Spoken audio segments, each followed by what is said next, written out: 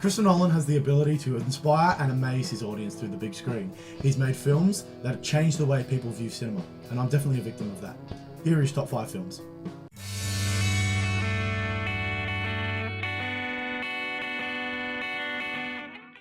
So number 5 on my list is Memento. This is one of the most confusing movies I've ever seen, next to Shutter Island.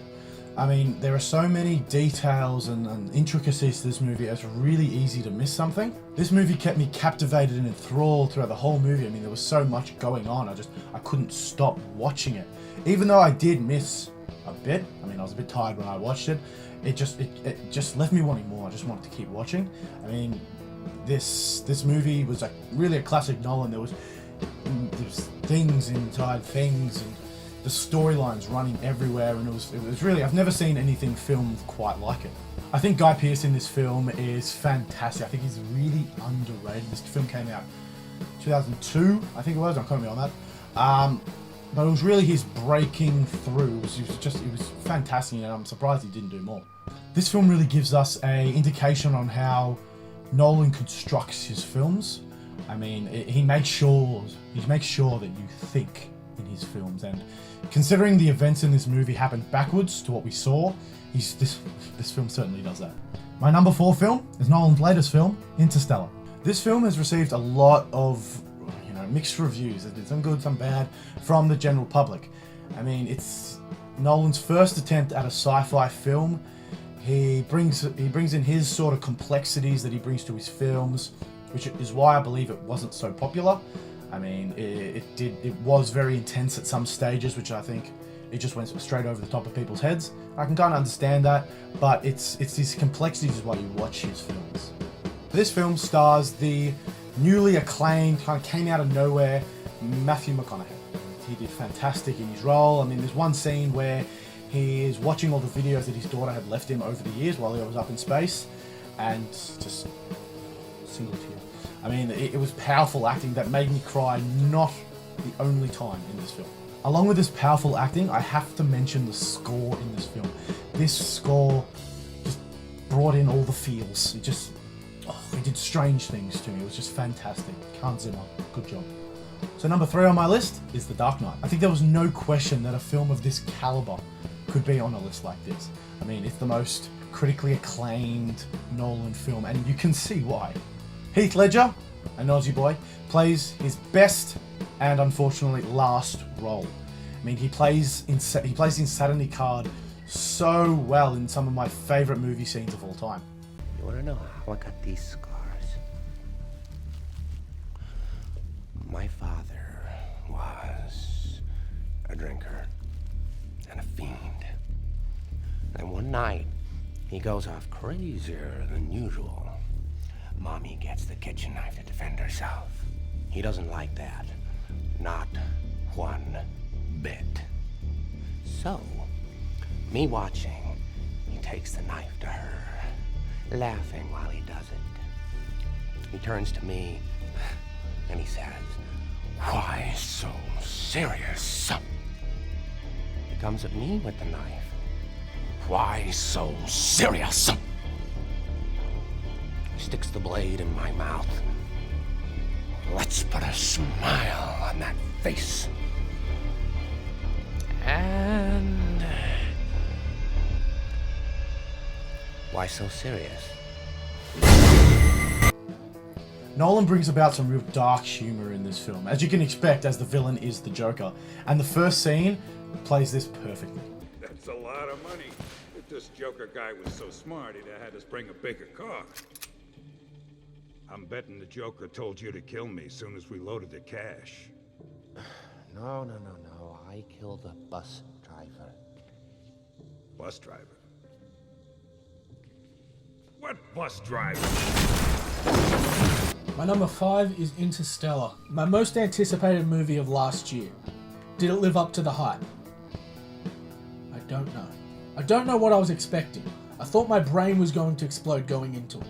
It didn't. I thought the visuals were going to be amazing. They were. I thought that acting was going to be top notch. It was. Considering this was a huge studio movie, I thought it was great. Not every single movie that Nolan's going to make is going to be the greatest movie of all time. You're allowed to make good movies. All in all, this was still a very solid movie that I enjoyed every minute of. Number 4, The Prestige. Scarlett Johansson in this movie. Yeah. Christopher Nolan's most underrated movie by far, starring Christian Bale and Big Hugh Jackman as two rivaling magicians in the 19th century that will do anything to be the best. Ain't you? Ain't you? What, you think this place can hold me? Ain't you? They're gonna bloody hang me! They're gonna bloody hang me! You can put a stop to this now! Ain't you? That's my daughter, ain't you? Ain't you? The direction and writing in this movie are great, and the turns it takes are fantastic. And the ending. I don't want to ruin it for you, but it doesn't just do it for shock factor. It all makes sense, and Christopher Nolan and his brother, who I believe wrote it with him, they just bring it all together perfectly. Great writing, great movie. My number 3 is Memento. Memento, starring Guy Pearce, yet another Aussie.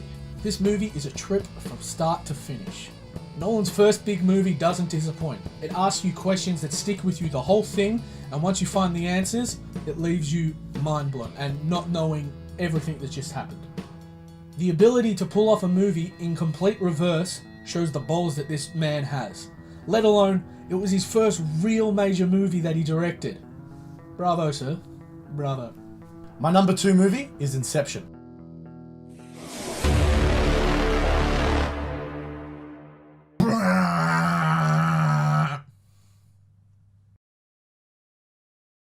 I remember the hype that came out about this movie. I mean, everyone had seen it, everyone had said how confusing it was, and, you know, it didn't disappoint for one. And this was before I started really paying attention to movies. I mean, I just thought they were there just to, you know, whatever. And at this point, I didn't even know who Christopher Nolan was. This movie really got me started into loving cinema. I mean, I'd never seen anything like this. I found the concept of dream hopping, which is in this movie, really entertaining and really interesting. It was different. But it was hard to follow at times, but then that made me watch it again and again and again. I mean, that's what I loved about this movie. The one watch was never enough. It's almost as if I was watching a new movie every time I saw this film. So this movie also introduced me to actors such as Tom Hardy and Joseph Gordon-Levitt, and you know, it made me venture into some of the films that they had done, and then in other directors and so forth. I mean, it just got me really into the big screen, made me learn a lot more. You know, really, it's cliche to say, but it really changed my life. And just simply for that, Christopher, I thank you so much. My number 2 is Inception.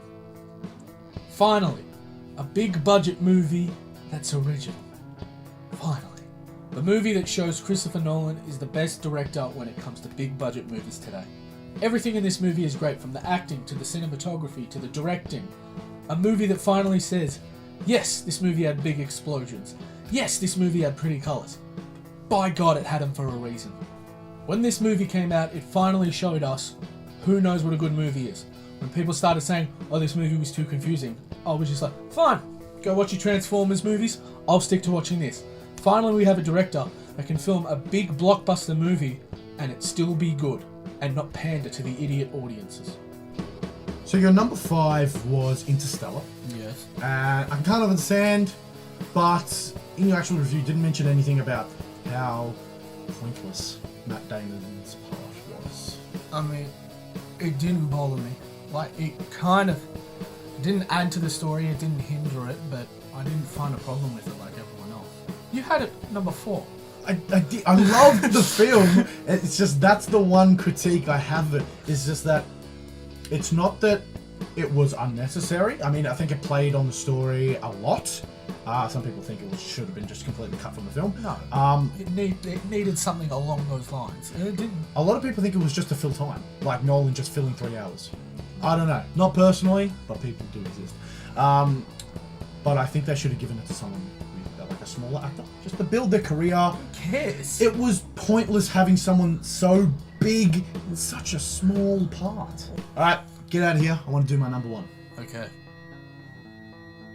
So my number 1 film is The Prestige.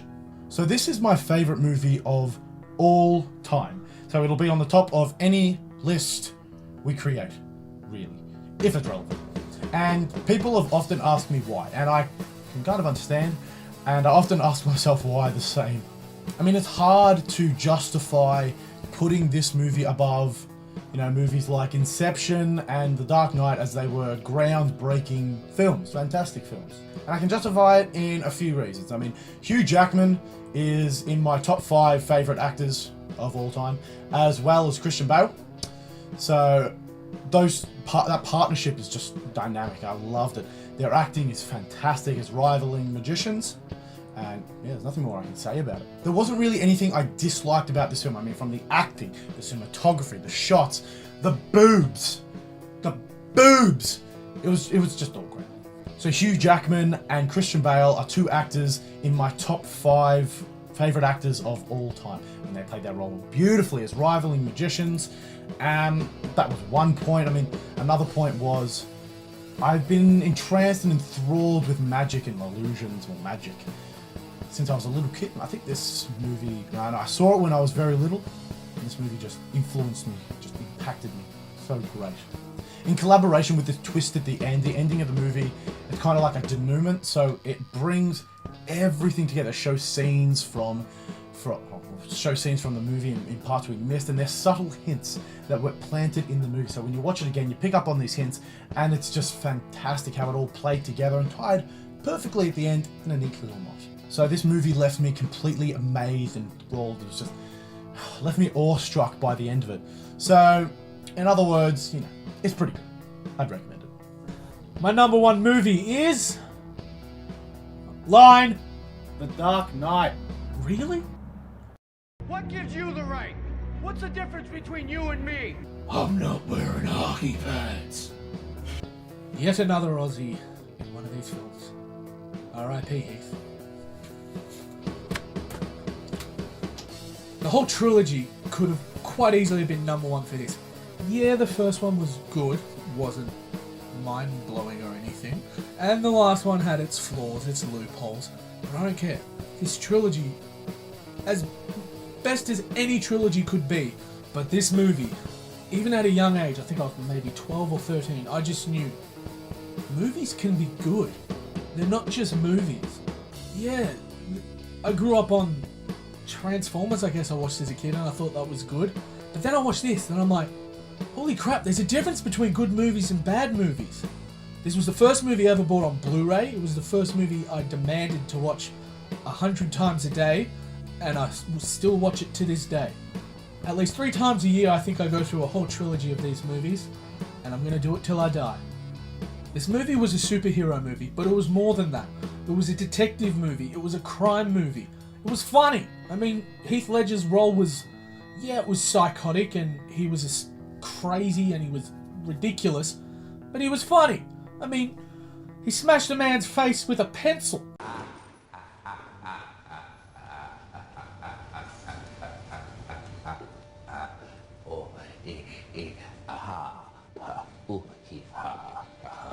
And I thought my jokes were bad. Give me one reason why I shouldn't have my boy here pull your head off. How about a magic trick? I'm gonna make this pencil disappear. Ta-da! It's gone.